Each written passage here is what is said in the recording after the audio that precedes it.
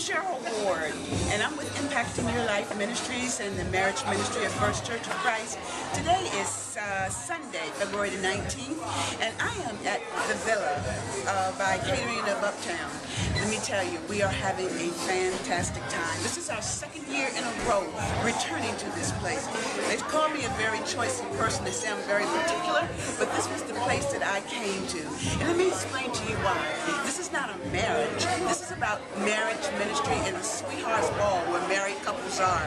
This place, the Villa, and the owners really supports marriages. It's not just about making money or having marriages and receptions, but it goes beyond that. So this has been a wonderful time. The food is awesome.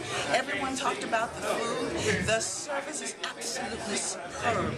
My director for the evening is Karen Carter, and she was always there on the money. So if it's any time you have an event that you want to have a venue for, believe me, the Villa by Catering by Uptown is the place that you want to go.